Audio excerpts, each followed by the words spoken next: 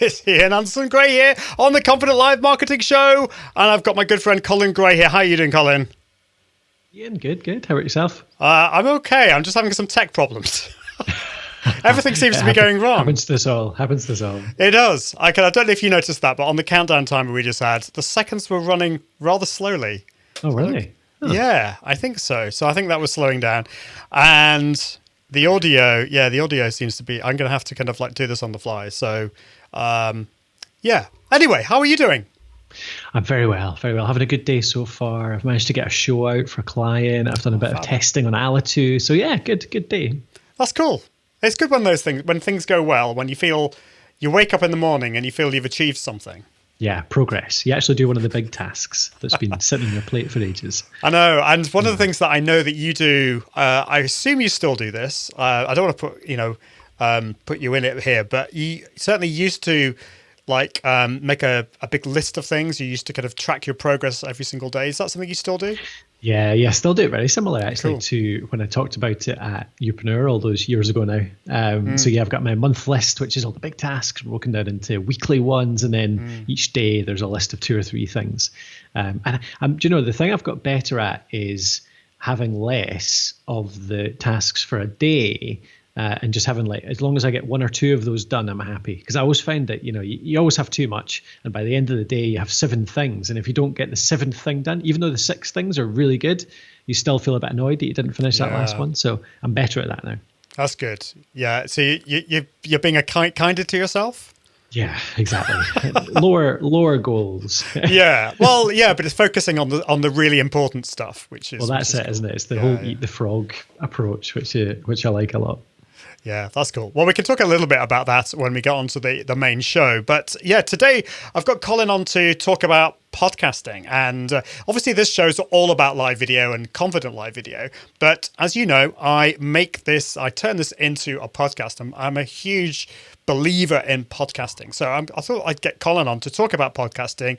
And I want to ask him also, is it a good idea to do what I'm doing? I mean, Colin might say no, it's really bad. But we could talk about that, which is really cool. Now, I just need to do a few little tests just because I think the audio is going to be a bit dodgy. So, okay, I think this is going to work. Can you speak? Yeah, all good, yeah, I think. It sounds good for me. Yeah, I think it's all going to work. It's when the software works better than you think it's going to work. That's cool. I think it's all going to work. So I think we're ready for the podcast recording. If you've got any questions for Colin, then just put it in the comments and I'll be able to ask him anything to do with podcasting, audio, life in general. That'll be great. Right, we'll see you just after this.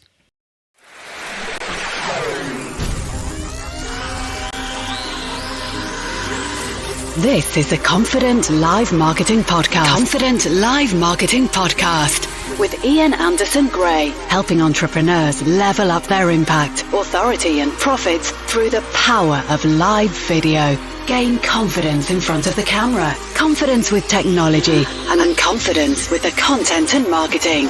Together, we can go live! Hello, it's Ian Anderson Gray on the Confident Live Marketing Podcast. Can you believe it? This is episode 25. That is really exciting.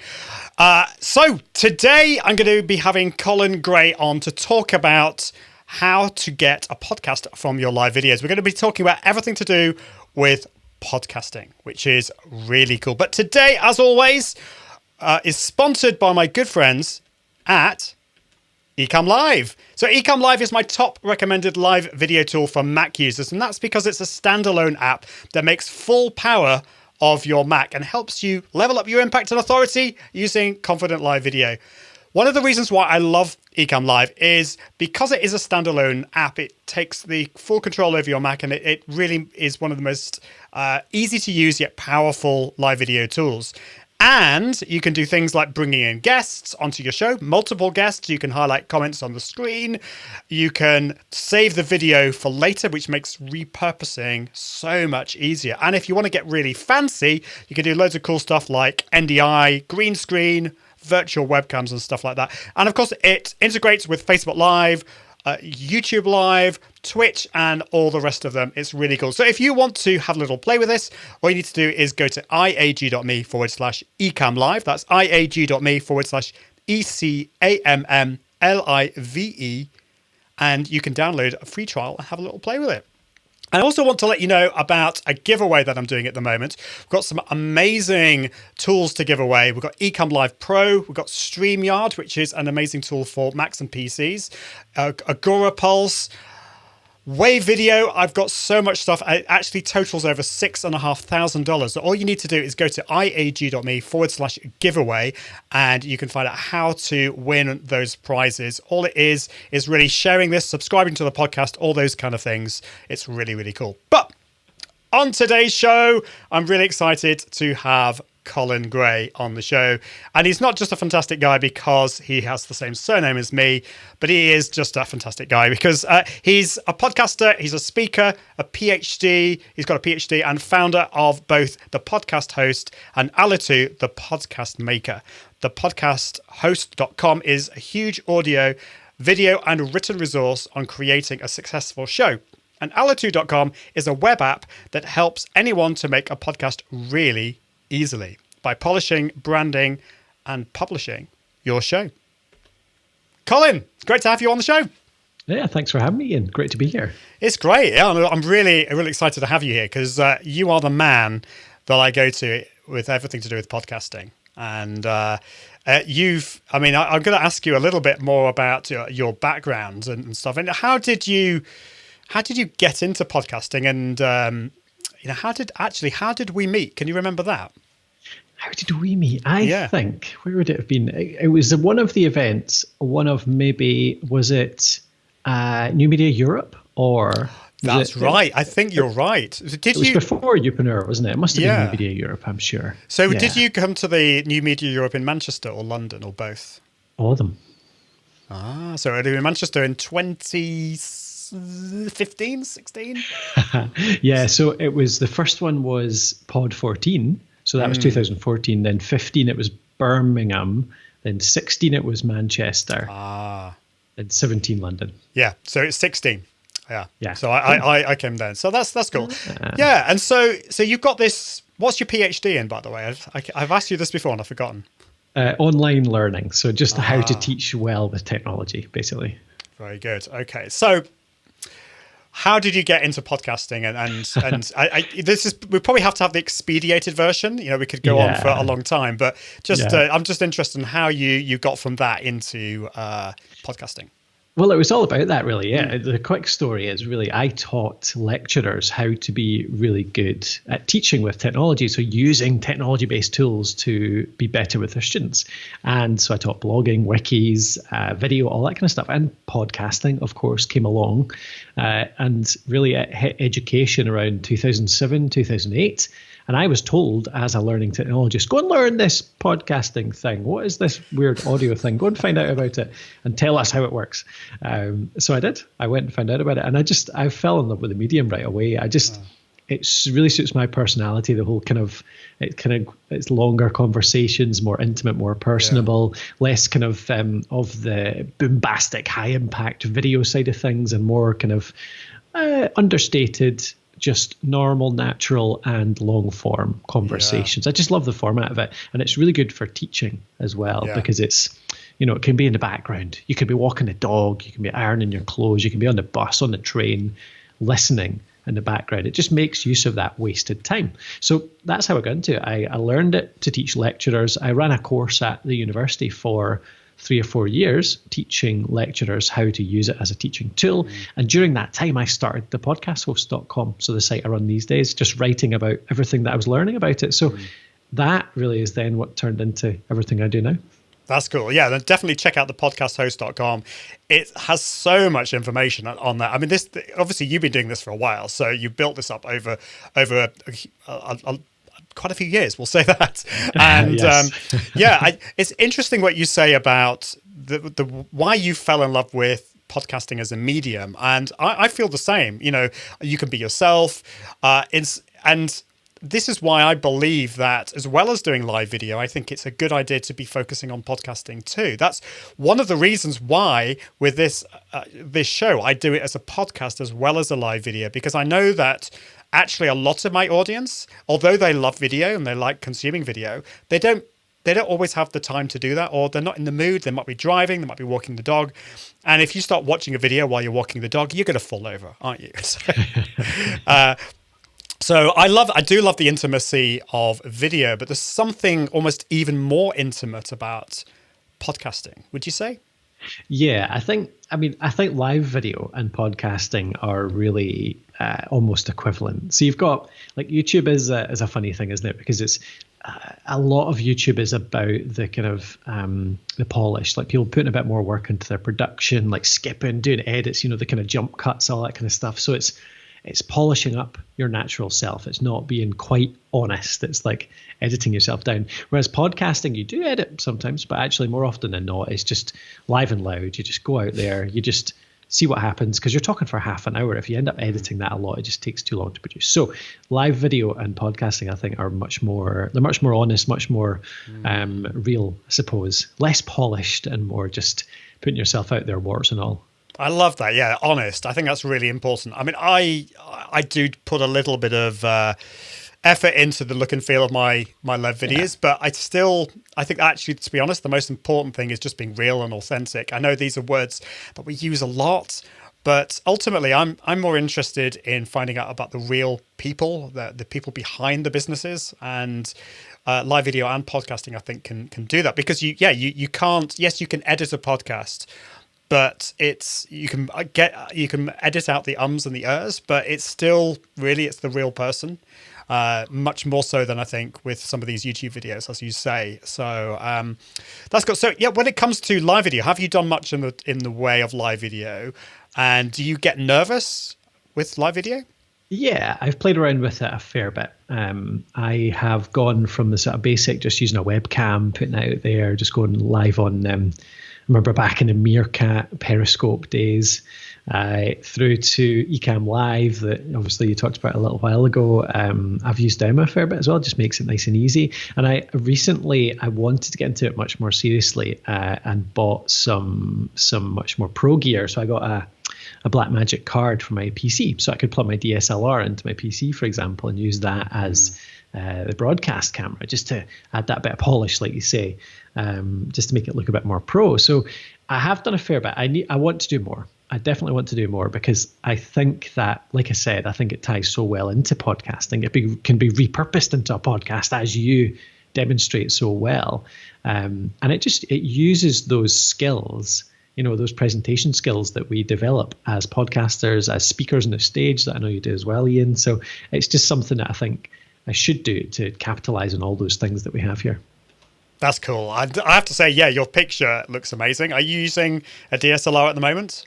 No, this is just the Logitech 920, actually. That's interesting, isn't it? Yeah. So that is obviously, if you're listening to the podcast, you will not be able to see Colin's video, but you can always go back to it later. And so this actually is really interesting, because sometimes we can overcomplicate things and we can think, oh yeah, I need to get the most expensive camera. Yeah. But you know what? Colin is using a C920, and I think your image looks great. So you don't always have to go for the really complicated stuff. I recently upgraded to the Brio, and still I haven't gone to the DSLR quite yet. It's maybe next year. We'll see. Yeah. I think it's funny, isn't it? Like, I'm in my normal office space here. We've got a studio next door as well. I think in the studio, the DSLR makes a big difference, because I've got some nice backgrounds. You can get that kind of the bokeh, blurred out background effect. But here we've got good lighting in here. So yeah, you're right. Like, just a normal kind of camera works fine. Yeah. And I think the other thing to say is that actually when it comes to live video, just being in your real environment. So like Colin is today, he's in his office. You can see the books in the background.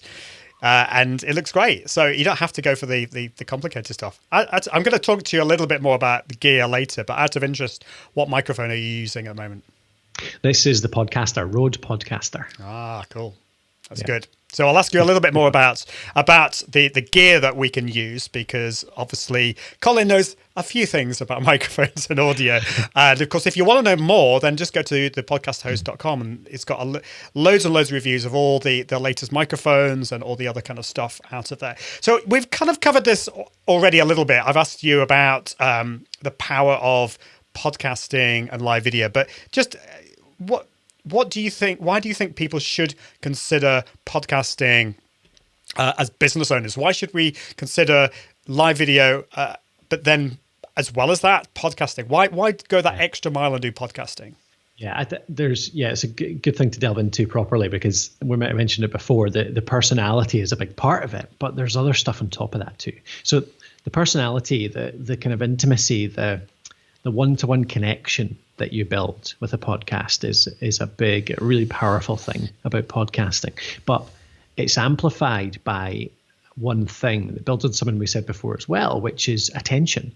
Now, with YouTube, for example, with video, most of the time people are watching it in a distractible situation. So they might be on their computer, watching it in a web browser with loads of other videos down the sidebar with like notifications coming up, stuff like that. Or they might even be on their phone, but they've got notifications coming up there, and they're watching the screen. So they're ready to be distracted by other things involving that screen. But with podcasting, the great thing about it is that it's a secondary type medium. You're listening generally while you're doing something else. So it's entertaining you during a boring time. And because of that, you don't get distracted. You're actually just desperate for something to entertain you. And that is why, YouTube has attention spans of 3, 4, 5 minutes. I'm not sure interested to hear what you say on whether live video's got any stats around that. But certainly podcasting, people listen for half an hour or more at a time, which shows the attention it gets. There's one show called Hardcore History by Dan Carlin, which is 3 hours long generally, one guy talking on his own about history, and he's got hundreds of thousands of listeners. So it just shows the attention people get. So what that leads to is this one-to-one connection that you build, but also over a really short period of time, because people are listening for hours per week. So within a few months, you've got people that turn into fanatical, loyal fans of your brand because they know you so well and they've spent so much time with you. And that, importantly for businesses, turns into customers. Because as soon as they know you like that, as soon as they're loyal fans of your brand, they will do whatever you ask them to do, in a reasonable basis. If you have a good product, if you have a good service, and you say, look, this is something that can help you, go and buy it here, you will get a huge conversion rate compared to blogging, compared to video. People will buy what you put out because they trust you, they know you, they like you, and they're fans of what you do. That's great. I totally agree with you. And I think with live video, the advantages are that you're getting that one-to-one connection. People can ask you questions live. You can get back to them. It's very authentic, and people can see you. But yeah, I think the listen time or the watch time is far lower than it will be with podcasting. I mean, sometimes people will dip in and out of a live video. Yes, there are ways that you can increase the watch time on a live video, and we have talked about that on the show. But with podcasting, they kind of plug you into their ears, don't they? And they're with you for half an hour. And yeah, I listen to a podcast not every week, but quite often. It's 2 hours long, and it's all about security in the tech world. It sounds like the most boring ever. I do put it up to 2 times speed because I want to get through it quickly. But yeah, it just shows you. It really does show you the power of podcasting and how much of an intimate experience I think it is. So yeah, that's really cool. And so I think, as well as thinking about live video, doing a podcast is definitely a good thing. What do you think about the idea of doing a podcast from a live video? I think it can work. I think, as we've said, it is very similar type of content. But I think there's a few things to be really careful around doing it and repurposing it. There's a couple of formats that I've tried in the past, which I think have worked quite well, but they mainly revolve around the fact that live video often is really powerful because you get to interact with people directly. You know, people come on the live, they watch you, they talk to you in the chat, and you can say, "Hi, how are you doing, Bob from Kansas?" And you know, you can mention them, you can name check them. It's like radio, local radio. They mention as many people as they can because that's what engages the audience, and that's the great thing about live video. But that is dull on a podcast. Yeah. You don't want to hear that. You don't want to hear these interruptions. You don't want to hear the people that are watching. You don't want to hear any of that. You want the good content and the person speaking to the listener. So I think that's the main thing. But is it worth going into the format that I've tried a few times, like to repurpose that into a podcast effectively? I definitely think so, because I think that is the key because in a way there are two audiences, aren't there? There's the live viewers, and then there are people in the future, which are probably very much like your podcast listeners as well. So yeah, I'd love to hear. I mean, I've got my format, but I'm always looking to improve it. So what would you do? Cool. I'd love to hear that afterwards as well then. But yeah, the way I do it is you're exactly right there. Two different audiences. And I think you just split them. You split those audiences into segments. So what I do is I go on live. I'll start with the 5 minutes of the social side of things, saying, "Hey, Bob from Canvas. Hey, Sarah from blah, blah, blah." And you do the chat for 5 minutes or so, because people want to hear that. And also it kind of just warms people up for the main content to come. Then I'll do 5 minutes on the topic, but asking the audience about it. So I'll say, right, today I want to talk about microphones and podcasting. What's the best mic for podcasting? Now, what do you guys use? And I'll ask that of the audience, and we'll have a wee chat around it. People will write in what they use, what mics they use. And then I'll say, well, what do you struggle with about it? What questions do you have about mics? What are you most interested in around this subject? And I'll pop that all in the chat too. So 10 minutes later, I've done 5 minutes of social, 5 minutes of a wee bit of research around the topic. And I'll say something like, okay, right, let's get into the content now. What I'm going to do is I'm going to spend about 15 minutes talking about mics and podcasting. I'm going to go through the whole thing. I'm going to introduce you to it. I'm going to give you what's something to do, and I'm going to give you actions at the end of it. And then what we're going to do at the very end, if you stick with me through this, then we'll do a Q&A afterwards. We'll do maybe 10, 15 minutes of question and answers based on this. But during the content, I'm not going to be watching the chat. I'm just going to do my thing. Hopefully you'll stay around and I can talk to you afterwards. Yeah. And then I go into the content, and I'll do the content uninterrupted. Won't even look at the chat. I'll just follow the plan that I have. But I'll integrate the questions, the feedback, the stats that I just got from my audience. So you're involving the people that have come along live, but you're also creating better content because you've informed it through a little bit of user research. You know, you've had real people tell you what they want to know about it. So it makes for better main content as well. And then once you're finished, you go into that Q&A. Spend as long as you want, just talking to people again, keep them involved. And I think if you get into that routine, people actually really enjoy it. They're happy to stick around and watch the live 15 or so minutes, even longer, where you don't talk to them, because they know that you involve their feedback and you have a good chat afterwards as well. And I've found that works. And obviously the upshot of that is you then take the full recording. You only take the 15 minutes in the middle, and that is what you turn into a podcast. You cut out the social at the start, and you cut out the Q&A at the end. Although, arguably, the Q&A at the end actually is still valuable. That might actually be still valuable content if it's relatively general question and answers. So, yeah, I've found that works for me, but interested to hear whether that differs from yourself, Ian. I love that. Yeah, and I think that is the way to do it, is to structure your live show in a way that you can, kind of cut out the beginning and the end, when you are kind of talking maybe a little bit more informally. And that's what we've kind of done in this podcast. We have this little kind of intro, and then we have just a bit of an informal chat at the beginning. And so we can then cut that out, and I actually then do the rest of it all in one podcast. Yeah. And what I try and do, so actually we've got Carrie's here, so I'm going to say hello to Carrie. So it's great to have you on. She's dipping in to say hello. Let me know if you've got any questions for Colin, Carrie. And but yes, sometimes what I'll do is I will talk with my guest, or I'll talk if I'm doing a solo podcast, I'll talk on something. I will always say to the audience, I will get back to your questions, but I'm just going to be focusing on this for the next 5-10 minutes, and I will then get sometimes I'll have some amazing questions. Quite often I'll have some amazing questions, so I can then answer those questions live on the show, and they actually do work really well on the podcast. Now I don't know about you, but I produce my podcasts myself. But that's actually quite difficult to do. To be able to do that, to be able to do to produce the live video and the podcast and manage the comments all at the same time. But what you can do is get somebody else to moderate those comments and to actually answer those questions in the background. So you can be community building in the background. And I know a lot of people that do this really, really well. So if somebody in the comments is asking a question that your moderator knows the answer to, they can say, oh, yeah, I know the answer to that. You need to go to this website. And Ian or Colin will be able to, he'll answer that question very shortly. He's just on the main segment. So you could get other people involved. Is that something you've considered? Yeah, I've had Matthew help me a few times. Yeah. So Matthew's one of my team members here at the company, and he can be in the background managing the chat quite often. So yeah, definitely helps a lot.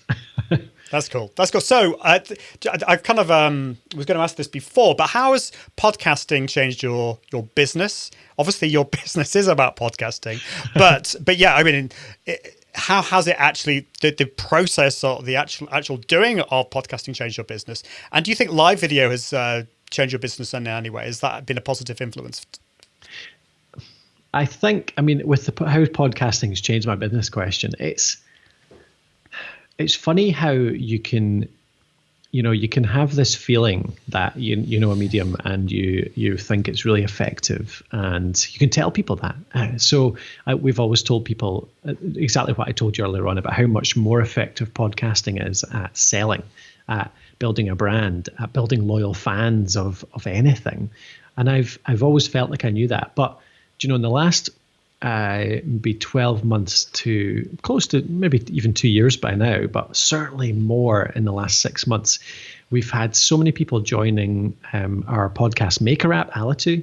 We've had so many people joining our academy, the Podcast Host Academy, and telling us that they did it just because they've listened to the podcast. Like our traffic is way bigger on our blog. So many, like 100 times as many people read our blog every month as listen to our podcast episodes. Our email list is way bigger than our podcast listeners too, about 10 times. So 10 times more people read our emails than listen to our podcast. But we probably get 10 to 100 times more customers through the podcast than either of those. So this last year or so, it's just shown me, it's just, cemented that fact that a podcast is so much more effective at building that trust needed for people to become customers of you, to actually buy into your brand. It's that word trust again, isn't it? Yeah. And I think podcasting is absolutely a trust builder. I think live video can be too, because it is that authentic medium. It is your face as well. Have you found that as well with live video? Yeah, I mean, I've not done it enough to really have the same effect, but I certainly think I have that same gut feeling just from the interactions I've had with people during the lives that I have done, and the follow-ups to it and that kind of stuff. I know it'll have the same effect if I just commit to doing it on a regular basis, and I'm sure you've had that effect as well. Definitely. Yeah. Just a quick question before I bring in the second sponsor, which is something that I've heard so many people give mixed views on, which is, should you focus on solo episodes or only, always have guests, or a bit of both? And I know this kind of depends on so many factors, but if you're just starting off, I mean, in some ways, bringing in guests all the time, from a tech point of view, it's a bit more difficult, but from a confidence point of view, it's a lot easier, isn't it? Because you're just having a conversation like we're doing today. What's your views on that? I think a lot of people miss a trick by doing too much interviewing and not getting on the mic by themselves every now and again. I think for a couple of reasons. Partly because when you do interviews, you're building a bit of your own brand, but it takes a lot longer, I think, because you're not on the mic. You're not showcasing your knowledge half as much. So you're building your own credibility, your own audience takes longer, I think, on interview-based shows.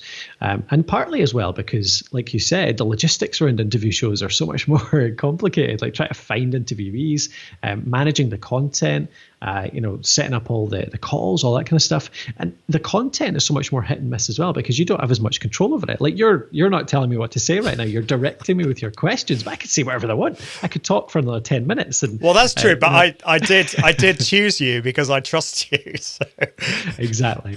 But I mean, you get bad interview shows because the interviewee is not necessarily very good and doesn't deliver. So doing a solo show, I usually recommend, if some people want to do an interview show, they can be really good, they can be great quality, but mix in some solo episodes. Like do once a month. If you do a weekly show, once a month do a solo one, or even every second week do a solo one. So simultaneously you're cutting down some of that logistics work around arranging the interviews. You're cutting down some of the editing probably, because interviews tend to be a bit trickier that way. You're building your own brand just a bit more regularly.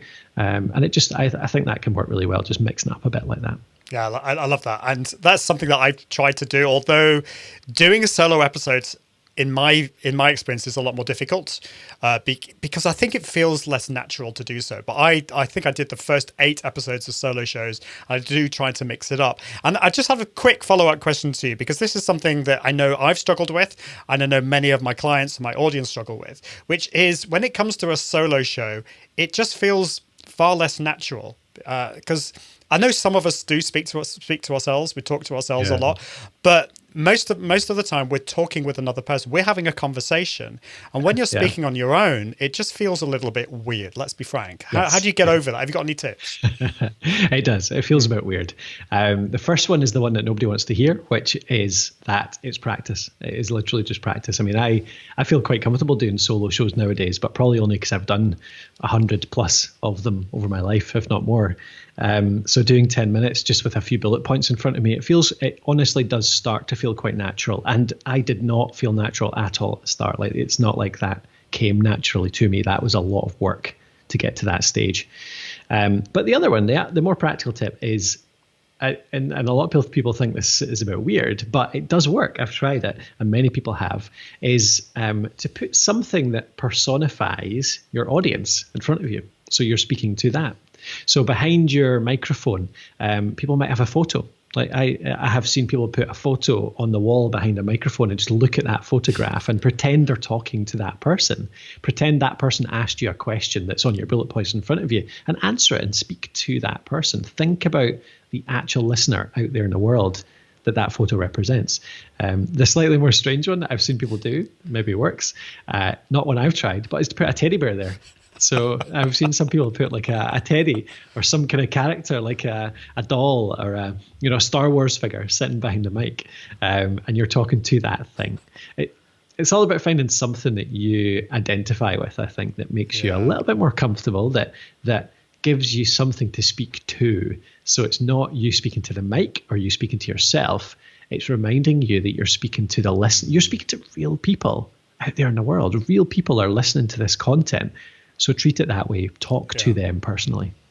I love that. I think that's really cool. And I actually think that's a really good thing to do, to actually have a photo of somebody behind the camera. For another reason is that it forces you to look through the camera, because what a lot of people do is they look down, they look at themselves on the screen. And so that can really help. If you're looking at something and that something is behind the camera, that can really, really help. And practice. Yeah, it's the unfortunate truth, isn't it? That we have to practice. And if you have those questions beforehand, maybe that's your audience have asked you, then that probably makes it easier too. So yeah, that's true. Yeah, I hadn't thought about that actually. But yeah, if you source the questions from real live people, then you can actually say their names. And you're speaking to that person directly. Absolutely. And I think the problem that some people have particularly when they're starting a live show is that the worry is they don't have any people watching, and so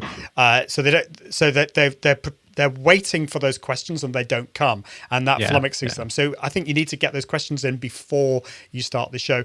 Carrie says, from the right people, I like a mix of solo and interviewing episodes. So, and I think I'm the same. I like a mixture. It kind of depends on who the guest is as well, because not all of the guests are going to be of interest to everyone. So that's another thing to think about. Anyway, it's time for my next sponsor, and I think, Colin, you know Amy from Content 10X. Oh, indeed. So Content 10X are proud sponsors of the Confident Live Marketing Show.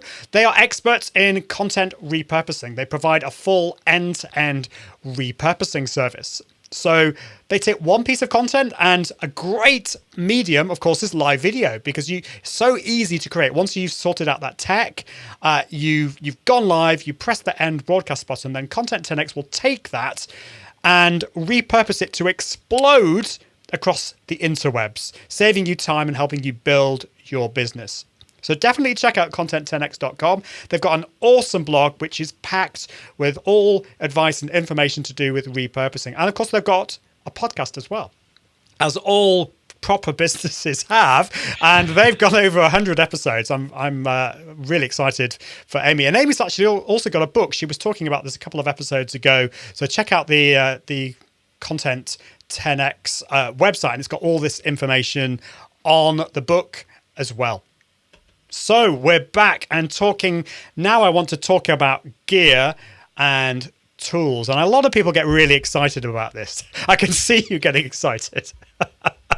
I mean, the thing is, of course, you've got to get all the other stuff sorted first. You've got to know why you're doing the podcast.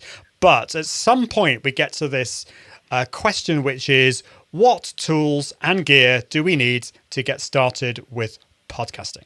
Yeah. And it's a favorite subject, isn't it? It's the bit that I always tell everyone is the least important, but it's the bit that I probably enjoy the most. Yeah, likewise. And it's why this site started as well. Like the first article on the whole website that took off at thepodcasthost.com was one about microphones. What's the best microphone to choose? Yeah, definitely. So if you're getting started with podcasting, what kind of gear would you recommend? Yeah, so I mean, I do recommend, despite the fact that I love all sorts of complicated gear, I do recommend keeping it really simple to start with. So the best thing you can do is make it so that it's just plug and play. All you do is stick it into your computer, you record directly in, you don't have to worry about anything else. One of the biggest mistakes I see people making is thinking they have to get pro audio right away. So they go out and buy a mixer and digital recorder and an XLR and a dynamic mic or something like that. And it's all, the more bits you have in there, the more likely it is that something will break, or even just one of the settings will be off, and you'll end up spending your 30-minute podcasting time just trying to set up your gear, and you never get it done. So that's rubbish. So a couple of good USB mics to recommend to begin with. USB mic, meaning it could just plug right into your laptop, right into your computer. You can record directly into, say, Skype like this, using Ecamm to record a call, or directly into something like Audacity or Audition, which are both audio recording and editing programs on your computer. So the Samson Q2U is a great microphone. Little USB mic, plugs right in. It's a handheld mic, so you get a stand with it when you buy it on Amazon, or you can buy yourself a boom arm. So a boom arm is one of those stands that kind of clips to the side of your desk, and it can move around a lot. You can push it out the way, so it just makes it really convenient to record. And again, simplicity, making it so easy to just hit the record button and just get your show out there. That's the key to being consistent and getting it out there week after week. If you do want to upgrade, so going from a standard USB mic, the Samson Q2U, the one I've got in front of me here, the Rode Podcaster, is a great mic, really good quality, like professional quality audio, really, but straight into a computer, really easy, really simple. Do you ever recorded a mobile, Ian? Is it worth going into a quick setup if somebody wanted to get out and about and record it on their phone? Yeah, I think so. So the two setups, I always say, particularly with live video, start off with using your smartphone and then move over to using a computer. Yes, the quality is better, but it's more difficult on a computer. So start off with mobile. But also, if you're out and about, you can't really lug your computer around. So just do you want to briefly go through some thoughts on that? Yeah, well, funnily enough, that's really relevant to live video too, actually, because this mic that I'm about to mention works perfectly for sticking your phone up on a wee tripod and just plugging the mic in, sticking it on your shirt. So it's a lapel mic it's from Rode again. I'm not paid by Rode, but they just make some good gear. The Rode Smart Lav Plus. So it's Smart Lav Plus. And it's what they call a lavalier mic or a tie clip mic. So it plugs into your phone directly. You just plug it into the headphone socket on the bottom, or through an adapter, considering half the phones are getting rid of their headphone sockets. But you can plug it in right in the bottom, and you clip it onto your shirt, and you just start speaking. And actually, you can record directly into the dictaphone on your phone. You could upgrade and buy a full-on audio recording and editing app for your phone, which would be good too. But it works into Facebook Live, into Periscope, into any of these any of the live broadcasting platforms too. So it works really well. And a cool little bonus with the Smart Lav is that Rode have a little adapter called the SC6, that's Sierra Charlie 6, which lets you plug it into the bottom of your phone, and it means you can plug in 2 of these mics. So you can do an interview on the move really easily. I always have one of these in my bag. Whenever I go to a conference, whenever I go out to an event, I always have it with me because it means that I can just plug this into the bottom of my phone, stick one Smart Lav on my shirt, one Smart Lav on somebody else's shirt, and we can just talk like a really natural conversation, as if there's nothing there. They're not being intimidated by you holding a mic up in front of their face. They're just speaking hands-free, and you can get really good quality audio through that. Yeah, totally agree. I've got the Rode SmartLab Plus myself. It's a really, really good microphone. And I think it's the first thing I would do to upgrade your live video studio from a smartphone is to get one of those, because it really enhances the quality. People are going to forgive if the video quality is not great, but they're not going to forgive if your audio is not good. So check that out. And also the SC6, the great thing about it, if you're doing interviews, is it also has a headphone jack. So you can actually listen to your guest, which might help as well. Yeah. One thing I've noticed with the Smart Lav, I don't know whether you've had this, but it works with my iPhone fine, but I don't think it with Android phones, I think it's a bit hit or miss. You need to check first. It didn't work on my Google Nexus, because I think some of the headphone jacks are slightly different. I don't know. There's a whole geeky thing we could get into there, but just check that first. And if it doesn't, I think there are adapters that will help with that. Yeah, it certainly worked with. I've always had Galaxy S series, so I had an S4 and S6, and I had all the even numbers, and it worked with all of them. So, that's good. Yeah, so hopefully it will work with most of those. We've got a great question from Anne Hung here, which is, will you edit the live video material to a podcast or just upload the raw recorded live video? So this is interesting because I know there are some tools out there. There's a tool called repurpose.io, which will actually take your live video, strip out the audio, and publish that straight to Libsyn. That's a very quick and easy raw way. What I do is I'm recording this. I'm actually syncing this into Adobe Audition, and then I've got Colin's voice on a separate track to me. So that's a bit more of a geeky way. But what's your view on that? What would you do with if you're repurposing live video? Yeah, I would do at least a little bit of editing, as maybe along the lines of even a simple version of what we mentioned earlier. So cutting off just there's always a little bit of, as soon as you hit record, there's a bit of a pause. There's I think, are we live? Yeah, are we live? Yeah, we're live. Oh, hello, everyone. Yeah, we're live. Whoa. And there's always that little, so at least sort of topping and tailing your recording, I would say, to make it so that it starts when the content starts. And you can get, there's lots of just web-based converters where you can upload a video and just get the audio track out of it. Lots of software as well, like Camtasia, like kind of Audacity. I don't think Audacity can take a video file, but yeah, there's definitely a lot of free options out there where you can just rip an audio track from a video. And actually, I'll mention it, is our own app, Alitu, so alitu.com. You can upload a live video to that, and we'll take the audio track and just give you the audio track processed, cleaned up a little bit. We'll add your music onto it as well. So that's an option too, as a paid one. That's cool. One of these days I will actually look at Alitu. Maybe we can get you back on the show to go through that, because I actually think that is an amazing tool to be able to. It's not specifically for live video; it's specifically for podcasting. But if you're going to be repurposing your live video, why not do that? So that kind of brings me on just to a final quick question, because we're a little bit over time, but which is, if you want to take things to the next level, what gear and tools would you recommend to help level things up? And if you could, just let us know a little bit more about your tool Alitu, because it sounds really cool. Yeah, I mean, the next level up is probably something similar to the setup we've got next door, where you do want to bring in more guests. You want to mix up maybe 2 people in the studio with somebody coming in from Skype. It becomes a little bit more complicated at that point, and that's when you would want to get a mixer. So there's a couple of nice little mixers out there. You've got the Yamaha MG10, really nice little mixer, only about 100 and something pounds. The Rodecaster Pro is one that came out just 6 months ago, which has really been kind of mixing up the podcasting scene, because it's quite expensive. It's about $600, so maybe £400 or £500, but it's a really cool little device. It does so many cool things for podcasters in particular, from being able to mix in 4 different voices, but also these like pad buttons where you can play effects in your music, and you can record direct to memory card. You can do mix minus really easily, which basically just means having somebody on the other end of the call that you can play the music to, you can play calls to, you can have 2 people in the studio, one on the line, you know.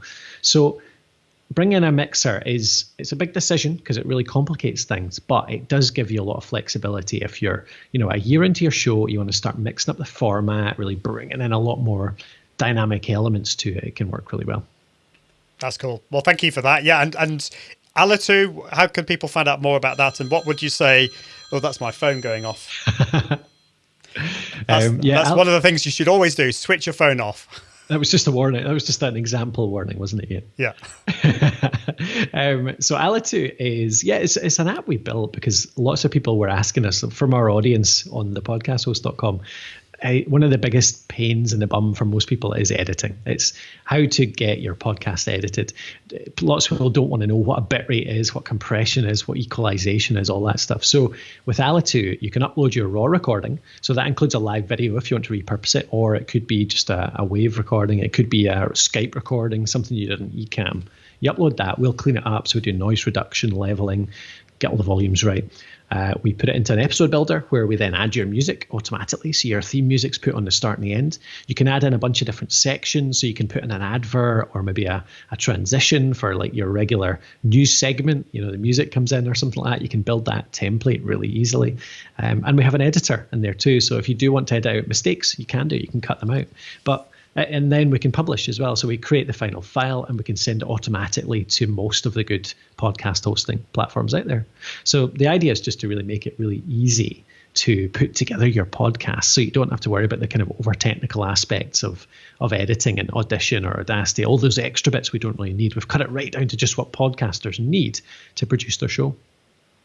That sounds great. Yeah, and of course, once you've edited the podcast, you need to put it somewhere. You've mentioned podcast hosts, so obviously you need to then upload it to a podcast host, and then they will take care of that. And you need to upload it to, you need to send it to Apple Podcasts and all that kind of stuff. We can talk about that another time. We'll probably have you on and we can talk about all of that side of things.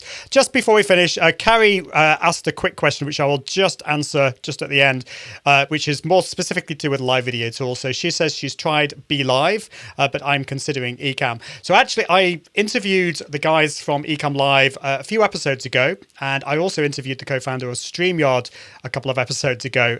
So I would definitely check out those episodes. We're going to have somebody from Be Live hopefully next month, but the difference is Ecamm Live is for Mac only, whereas Be Live runs through the browser. So there are pros and cons with both, but one of the big advantages with Ecamm is the fact that you can download the video for later for it, so it makes repurposing far easier. Be Live, I think they're probably going to be adding that soon. But also check out StreamYard, because they do have that facility of downloading the video for later as well. So any more questions on that? And I'm very happy to go into that. But it's been great to have you on the show, Colin. How can people find out more about you? Best place is thepodcasthost.com. Just pop over to the website there and you'll find everything about what we do and all the sort of start to podcast stuff if you're interested. That sounds great. And are you on the socials?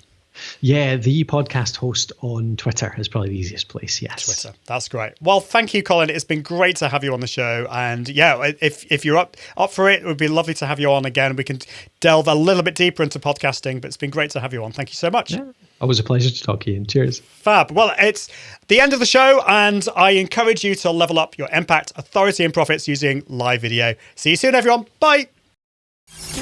Thanks for listening to the Confident Live Marketing Podcast with Ian Anderson Gray. Be sure to join the community at iag.me, where you can continue to level up your impact, authority, and profits through the power of live video. And until next time, toodaloo.